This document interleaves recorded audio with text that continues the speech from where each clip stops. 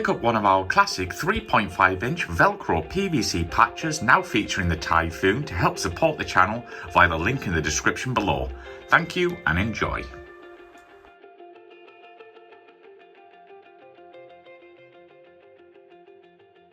Rob, when did you become interested in aviation? It's an excellent question, Mike, because it goes back a long time. The short of it is probably when I was in high school, so probably around 15, 16 years old. Ironically, though, I had never even been in an airplane, even as a passenger, much less as a pilot, but I had done a lot of reading, built models, and I was just interested in aviation itself, but I really had no idea of how even to get into it. So, that's another story unto itself. Yeah, so then you decided to join the US Air Force. Can you tell us about this and some of the aircraft you started training on before you went to a frontline jet? Yeah, well, to go back just a little bit before that, after I left high school, I went to college and I joined the Air Force Reserve Officer Training Corps, ROTC, at the university. And going through 4 years of the university, actually, I went to the College of St. Thomas up in St. Paul, Minnesota. Upon graduating, I got my commission as a second lieutenant in the Air Force. And then 10 months later, I got orders to report to Vance Air Force Base in Enid, Oklahoma. So that's where I went through my 1-year undergraduate pilot training, as we call it, in the United States Air Force. Got my wings, finished at the top of the class, and luckily got my second choice. My first choice was an F-15. But in my class, no F-15s were awarded. So at the time, the F-15 was about 4 years old, been out 4 years. And there weren't very many of them coming down to pilot training classes. So I got my second choice, which is an F-4 Phantom, which I was elated about. So got my wings, went on to check out in the F-4 Phantom. So I flew F-4 Cs, Ds, and E model Phantoms. My first operational assignment was with the 18th Tactical Fighter Wing in Okinawa, Japan, at Kadena Air Base. So I spent a year and a half there, and then I requested to go on to stay in the Western Pacific, and I wanted to go fly the F-4E model Phantom. That was up at Osan Air Base in Korea. And the unique thing about that was the 36th Tactical Fighter Squadron that I went to at Osan. It was the last remaining F-4E Air Superiority Squadron in the entire Air Force. And I knew if I wanted to get good at air-to-air, having come from an air-to-ground unit at Kadena, I really needed to go someplace, that's all they did. So I went on to Osan in the 36, which is the F-4E model. And then out of there, I was selected to be a U.S. Air Force Aggressor pilot, flying the F-5E. So after I left Osan, back to Nellis Air Force Base for a 5-month checkout in the F-5E, and then back to the Western Pacific to Clark Air Base in the Philippines.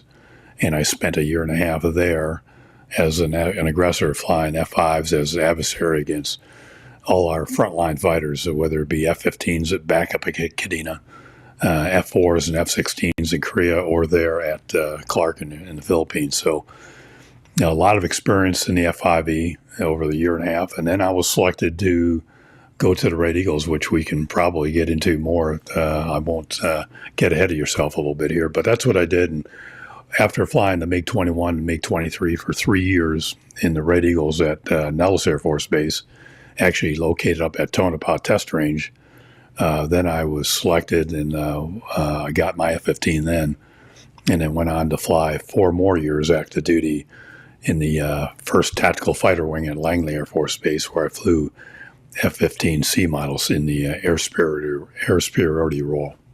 What was it like flying the F-5 and that aggressor role? That must have been a lot of fun. Yeah, the F-5E in the aggressor role was it's almost a dream come true for a young fighter pilot, because you're flying an extremely agile, forgiving, easy to fly airplane, but yet in a very demanding mission, which is dissimilar air combat training, with whether it be F-15s, F-4s, F-16s, or what have you. A very, very great airplane to fly, and you really got to hone your skills in the air-to-air mission flying that airplane. So Yeah, just incredibly. I would say of all the assignments I had, that had to be right up there near the top of the best assignments you could ever have. And did you ever work with the RAF or any British nations, or was it strictly US only in this aggressor role? In the aggressor role, when I was in the Pacific, well, there were no Brits over there. We did fly a few times with. We had Kiwis come up from Auckland, and then we also flew with some Aussies. They came up from Butterworth, I believe, down in Malaysia, but they were flying Mirage 3s at the time. The Kiwis are still flying there. I believe they were flying A4Ks. But so that was about the only opportunity we had to fly with any of the Commonwealth countries at that time.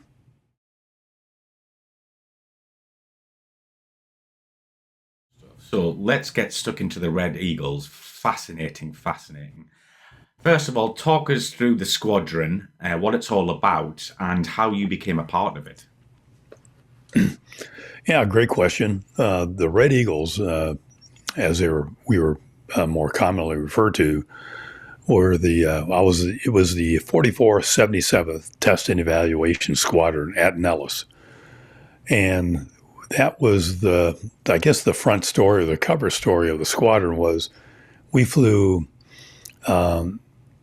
highly modified, unspecified F-5 and F-4 test aircraft.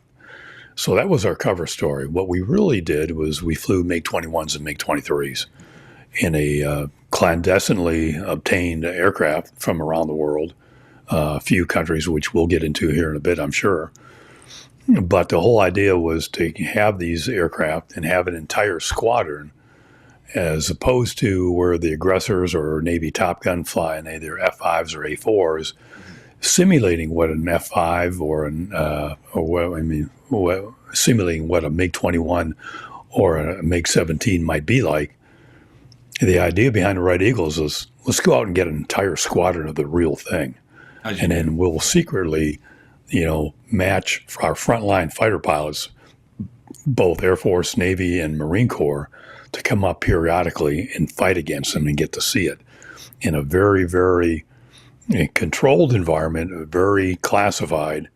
And so that's what the program was about. Let's get the real aircraft flown by some of our very best pilots who have flown the aircraft they're going to now be pitted against, and teach them how to fight this aircraft in the visual arena. Because one of the lessons learned, as I'm sure you know, Mike, coming out of Vietnam, post-Vietnam, the U.S. Navy did the ALT report, and of course the U.S. Air Force had its Red Baron reports. But if you boil it all down, what they found out from those reports was the U.S. Air Force or the U.S. military had really lost its way as far as the art of dogfighting in Vietnam compared to what we had done in Korea. So you have things like Navy Top Gun was created, the aggressor squadrons, Red Flag at Nellis.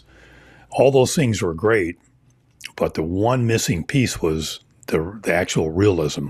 Can we get the real thing? And that was the brainchild of some young majors in the halls of the Pentagon who had been to Vietnam in the F-4, a couple tours, and were also fighter weapons school grads. And, as we fighter pilots want to do, sitting around having your pints, thinking about what if we could really do this. And so it germinated out of that into, they got the ear of a couple of high-ranking generals who thought, hey, we've got a handful of MiGs already, just a handful.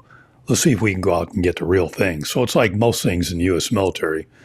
If you start dumping money on it, it'll grow. And that's what they did, and they got the green light to do it. And so the Red Eagles, became a thing in 1977. A year later, they actually started flying airplanes, and started slow, but that's what the whole program was about. Let's get the real thing with some of our very best fighter pilots who are going to be instructors in it. Fly them against our frontline F-15, F-16, F-18, F-14s, you name it. And then when we get done flying that afternoon, let's go in and meet and debrief face to face so we can really tell them what they did right and maybe more importantly, what they did wrong and how to beat us. So that's what the Red Eagle program was all about. And how did you become involved in the program? And did you even know anything about it, or was it put on your desk, or was there an application form? How did that work, Z-Man? Yeah, that's a story in itself, which I'll try to make real short. But the program was so tightly controlled and very, very secret that unless you were briefed into the program, even if one of your squadron mates could have been flying in the program, they wouldn't tell you what they just did. So it was that close hold. And so it wasn't common knowledge that this program was going on.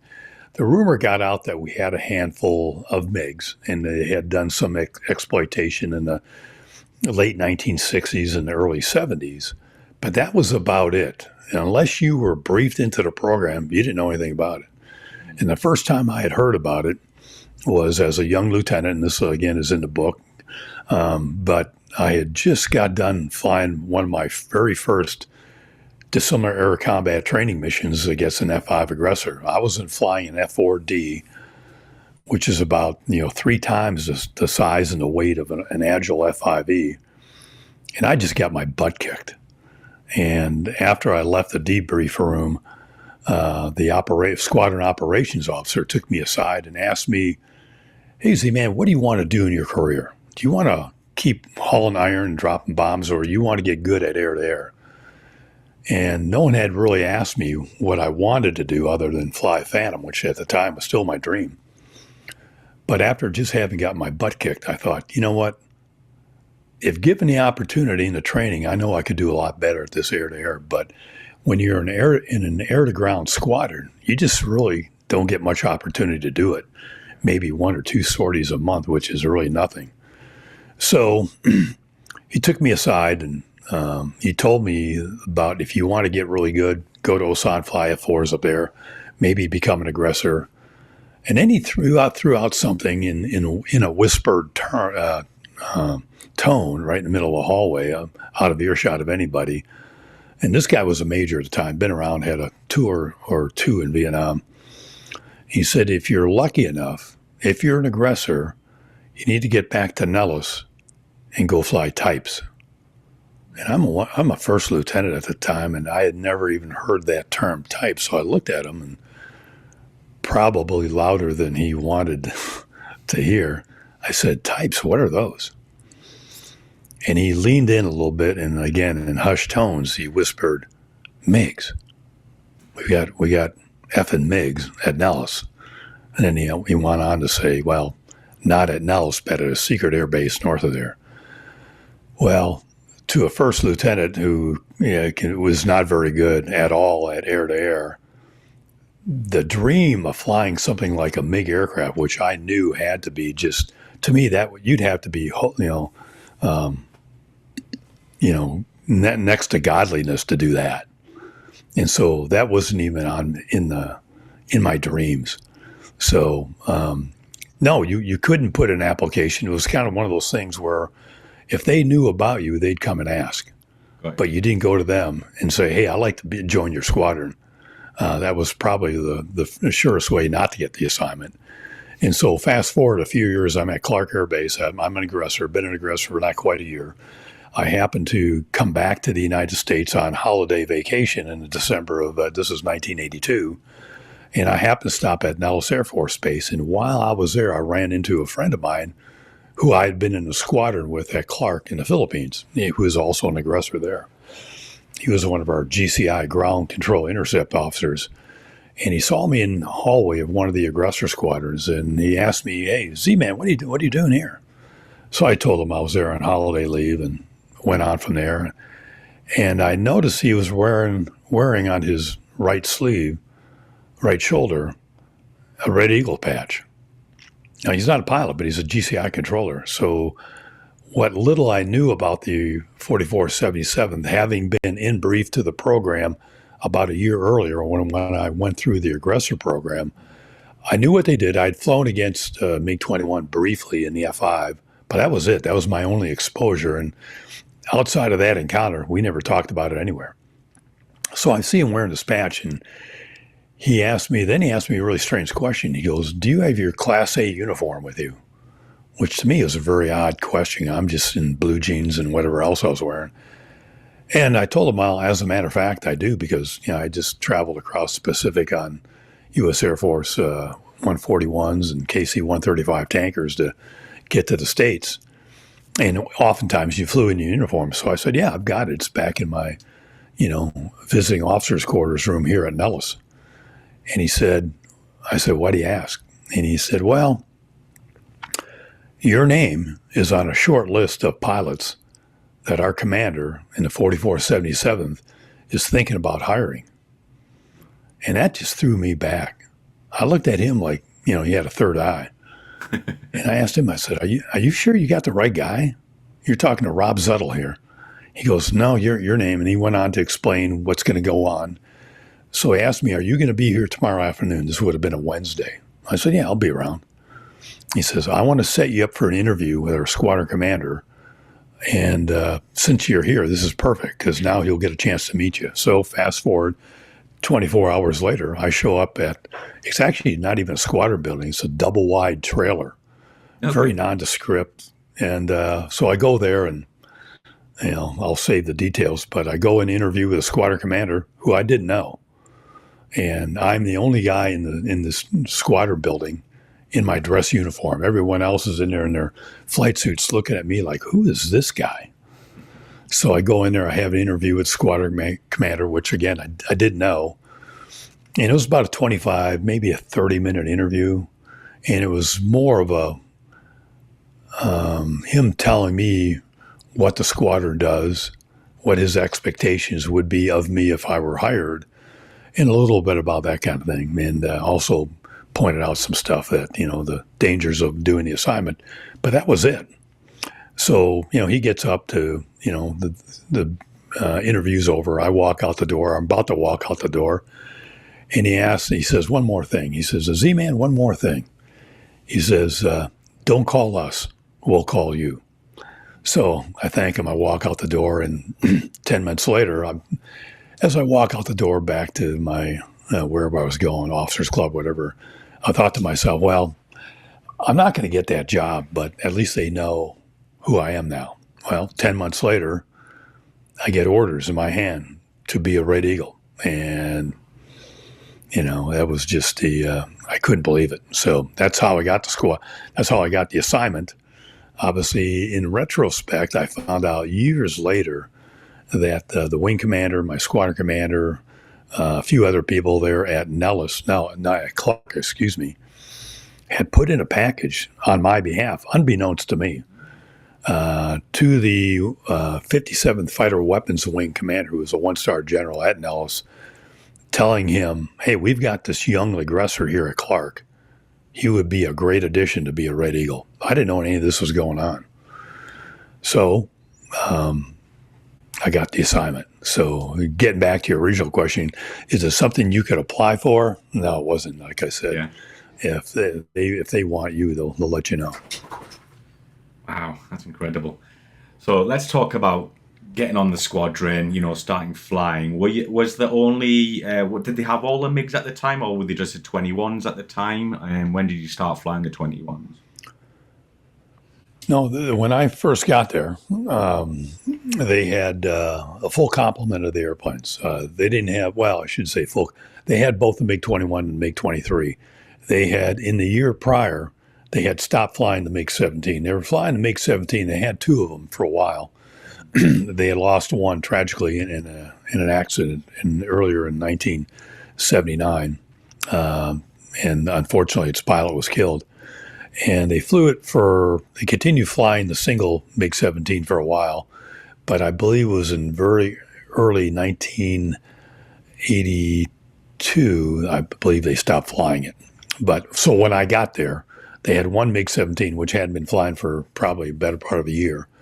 And then they had MiG-21s and MiG-23s. Yeah. So let's stick to the MiG-21 because I want to move on to the MiG-23 later.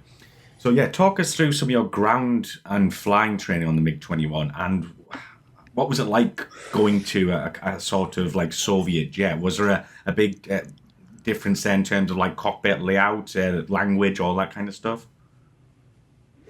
Yeah, the cockpit layout was totally different. unlike most Western design fighters that I'd flown, whether it be the T-38, the F-4 Phantom, F-5E, and later F-15, that kind of thing, the layout was just 180 out, just totally different. Not only that, but just about every control in there was all in Cyrillic, so it's in Russian. And now we had labeled a few of the more critical things. So we put little stickers on them and say, okay, this is your battery switch. This is whatever else. Nozzle control switch. But other than that, it was stock Soviet aircraft. Now, the other thing for the listeners and the viewers of this, we didn't have any 2C trainers. So we didn't have any of those. We had no simulators. So everything you did was basically in the aircraft itself. So when you were first introduced, and this happened within a day of me first arriving up at Tonopah Test Range at the secret base up there, within a day I was assigned my instructor pilot, a guy by the name of Captain Mike Roy, call sign Mock, great guy. And he kind of led me through the next 2 weeks. The first week was all just hands-on because that's all we had.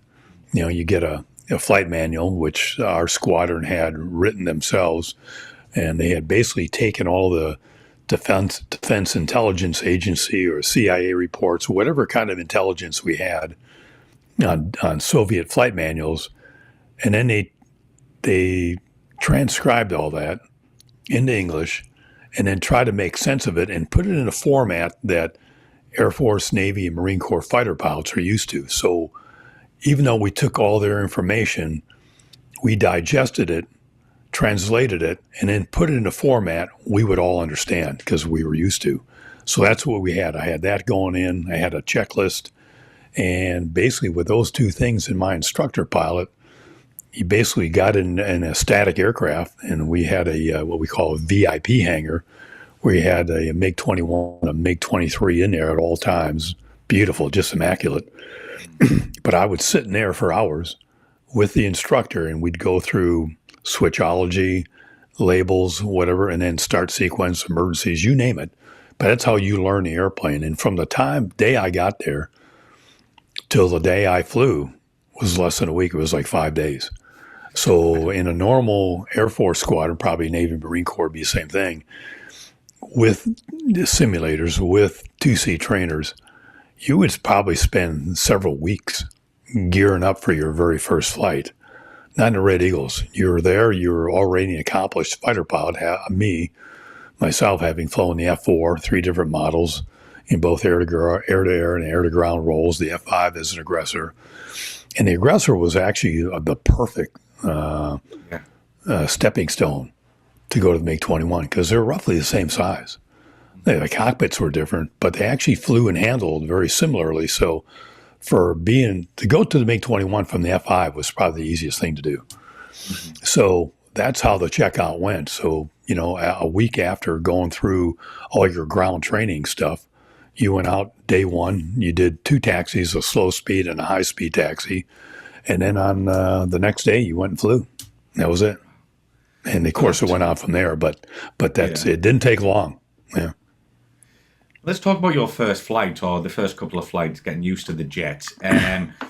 Could you feel the power? Because apparently it's got quite a big engine for its size. Could you feel that coming from obviously the F5 or even the F4? And how did it handle, you know, its strengths and weaknesses? Yeah, that's a great question, Mike, because it's the one thing that all fighter pilots will notice immediately as soon as you push the power up and light that afterburner for the first time. That sensation never leaves your mind. I still remember it to this day. And I describe it like kind of lighting a rocket. But the F5, for instance, had just a little bit under 10,000 pounds of thrust. MiG-21 had almost 3,000 pounds more thrust. And of course, all in one engine. So when you lit the afterburner, you felt it and you heard it. And it really put you back in the ejection seat just a bit. And it rapidly accelerated. So that sensation right there, even though the engine itself was slow to spool up initially, if you went from flight idle or ground idle all the way up to afterburner, that'd be like, I think that was somewhere in the neighborhood of 11 to 12 seconds. So Wow. It was a long time to spool up. but has some flight idle, which no one ever flew their airplanes like that when you're airborne. So, but that was the only thing, the biggest thing I noticed right away was a slow spool up time.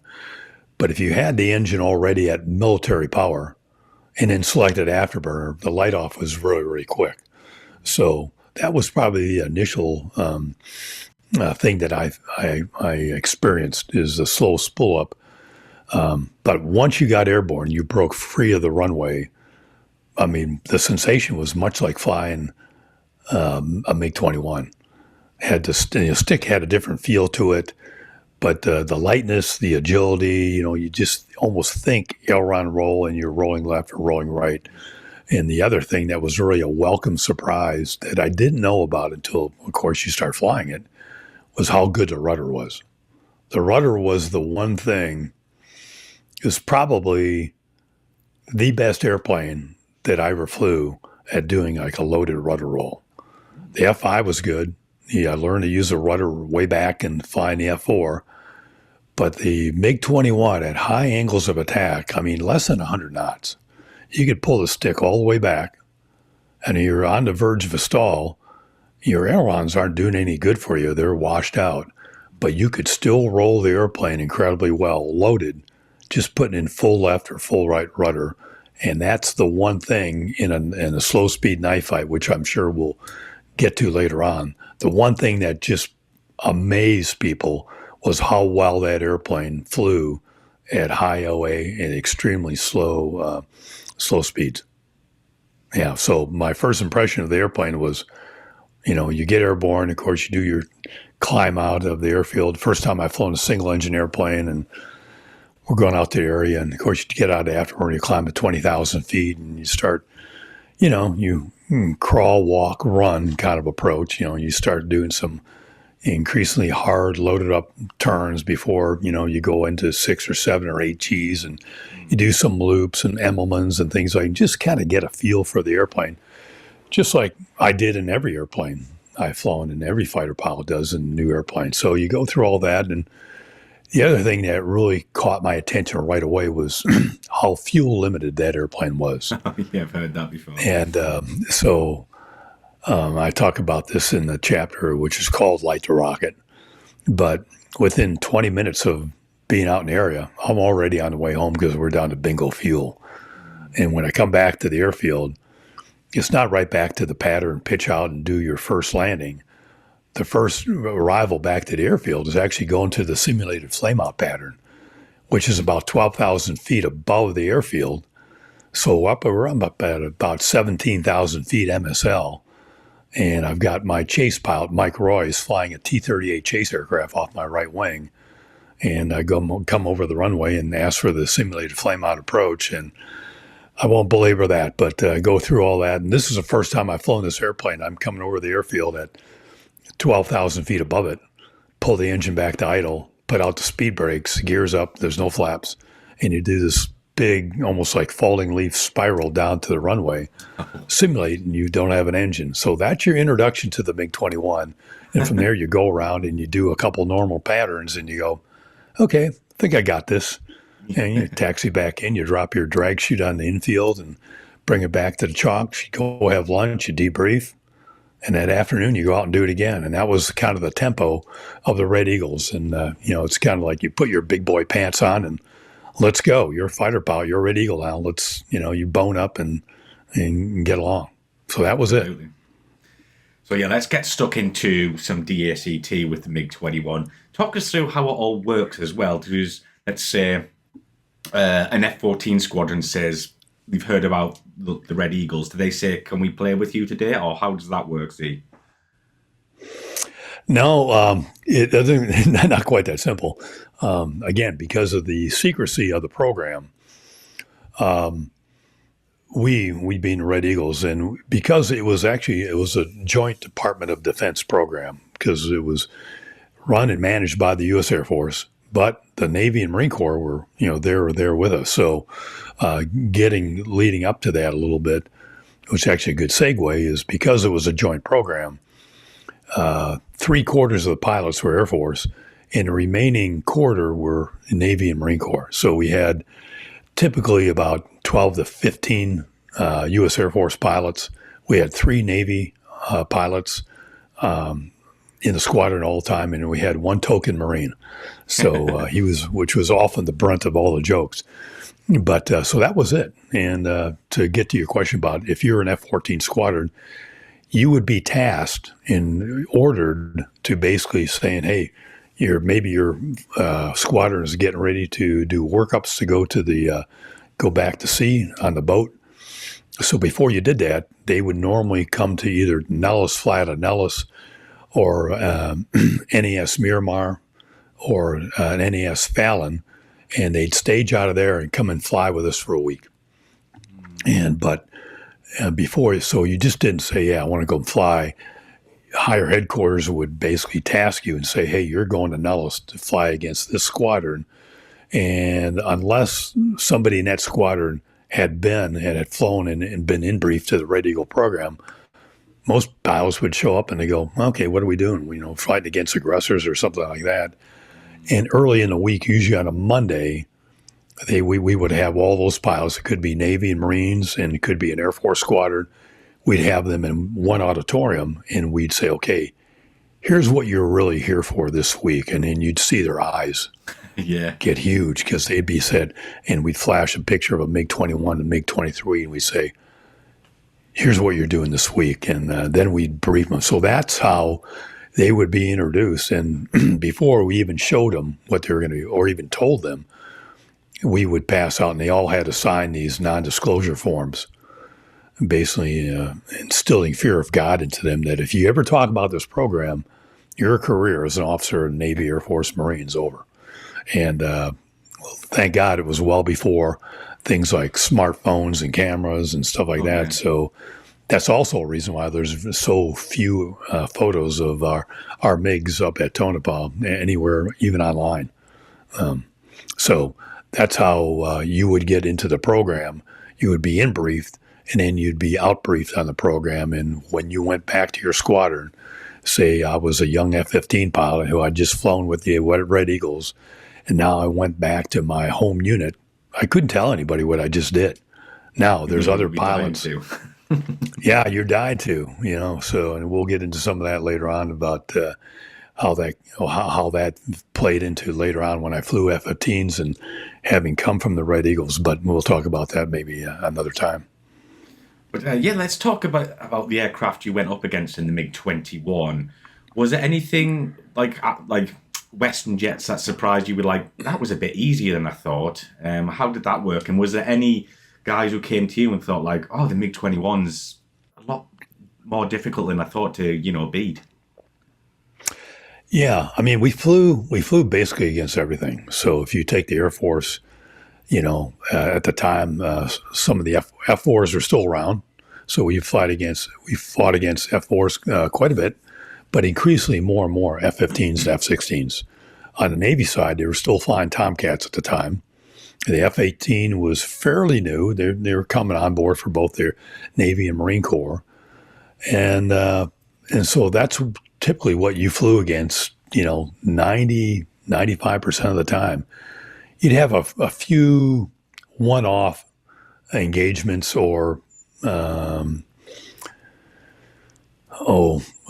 the airplane exposures to, say, an A-10 unit came in, and maybe a couple pilots would say, hey, we're told, hey, you're going to get a chance to do this today. And I'd meet up with, a pair of A-10s, F-111 occasionally, things like that. We also had, every 8 to 12 weeks, a new fighter weapons school class we go through at Nellis, whether it be in the F-4 or the F-16 or the F-15. And they would come as part of their syllabus. They would always come and fly at least 1 to 2 sorties against us in the Red Eagles. So we had the fighter weapons school students and their instructors would come up quite often, as well as the classes from Navy Top Gun. Every 6 to 8 weeks for them, they put through a few more classes a year than the Air Force did. But they would come up and they'd fly typically nonstop out of NAS Miramar in San Diego. And they come up and fight against us. So getting back to your original question, we flew against everything. There wasn't, I think if I were to put myself in listening and having flown hundreds, if not maybe thousands of engagements against various aircraft. The one thing that MiG-21 did pose to them, and even though earlier in the week when we in-briefed them and told them how to fight this airplane, the one thing they still brought with them to the debrief when we met with them later that afternoon was they still couldn't get over how small the airplane was. As small as size for one, and then the incredible turn capability and the slow speed capability. So we had told them all this. These are the things that the MiG-21 has going for it. And your biggest challenge is going to be, number one, keeping sight of it. If you can keep sight of it, you're going to do pretty good. If you lose sight of it, you're going to have a long afternoon. And the other thing we said, okay, one, don't lose sight. Two, don't get slow with it. Because if you get slow, and alluding to or talking about what I had alluded to earlier about the incredible slow speed capability of the MiG-21, most fighter pilots, even though they're pretty good at doing basic fighter maneuvers and things like that, they didn't do it with the regularity that we did daily in the Red Eagles. I mean, that was our bread and butter. We would fight in the visual arena. If you had an F-15 squadron member or an F-14 squadron, they're not out there fighting slow speed fights all the time. They're just doing a lot of tactics, foreship and employment, radar searches, that sort of thing, sorting. So not saying they weren't good at it, they just weren't as proficient. So, and that's a very big distinction. So that was the one thing that I think that really amazed them.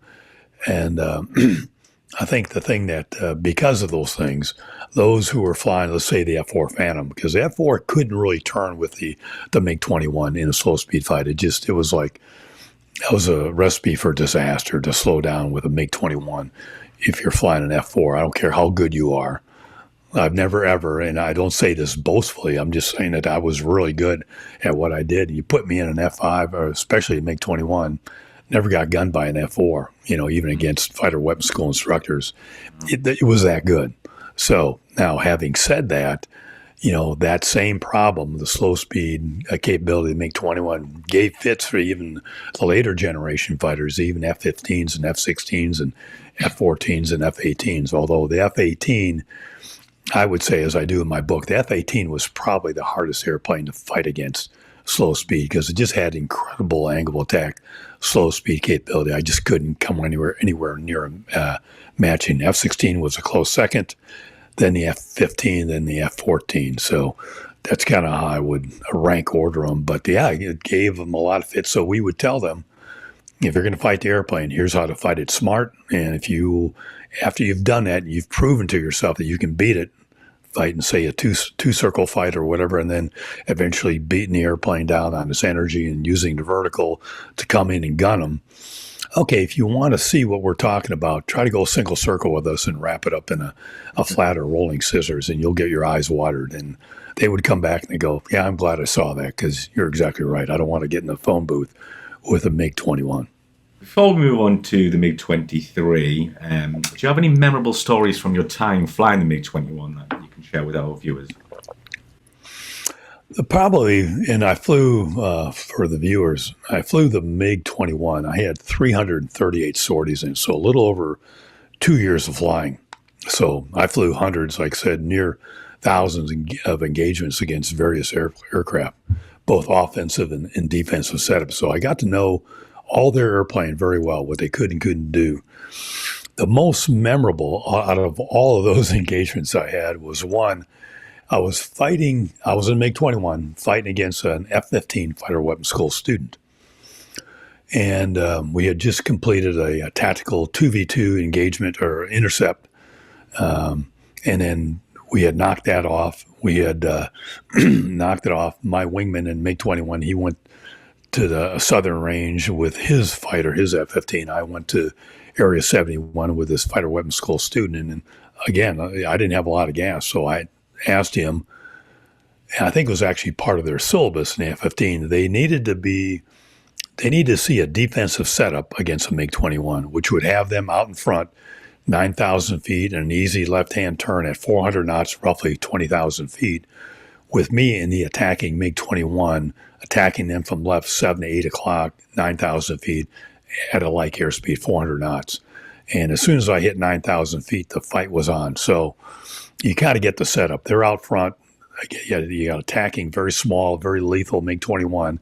You're left, let's say in this case, 8 o'clock to 7 o'clock. Fights on, fights on. F-15 goes into a hard 9G turn. I'm faced with a face full of angles and stuff. So, but the most memorable part about it, again, harken back, I had briefed these fighter weapons school students and maybe F-16 students at the same time. Here's how you fight the airplane. Fight it smart. Don't do this, don't do that, but do this, and you'll be fine. Well, he must have thought he was better than the experts that flew the MiG-21. So even though he had given me a really hard turn and I came off, what later happened, and I'll explain this in the book, is I saw an F-15, the first time ever in my career, before or after, I saw an F-15 go out of control and depart controlled flight. Wow. And he did this about, 2,000 to 3,000 feet out in front of me while I'm at as high 7 o'clock in a controlling position. There's no way he's going to escape this. And so basically he plumbered the setup, and he thought he knew better, that he'd be able to have me overshoot. And maybe that would have worked against another, against an F4 or an F5, but not against a MiG-21, especially a MiG-21 that was flown as well as it was. And so he departed control flight. Again, F-15s just don't depart control flight. So I saw him do 2 rapid rolls, departure rolls to the right. You know, here I can see the full underbelly of his airplane, afterburners full, nose now about 60 degrees nose low. So we called knock it off and have him recover. And I said, hey, you need to steady out. I wasn't quite so sure there wasn't something wrong with his airplane. But so I looked him over and didn't see anything wrong with it. But at that time, I was pretty low on gas. Surprisingly, it didn't have much fuel, like as I mentioned earlier. So I ends up going back home. But that was probably the most, again, it wasn't a problem with my airplane, but that was the most memorable sortie I ever had in the MiG-21 just because of what happened.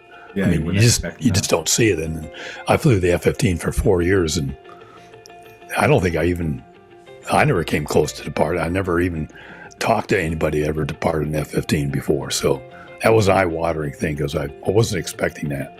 Yeah, what a story. What a story, Z.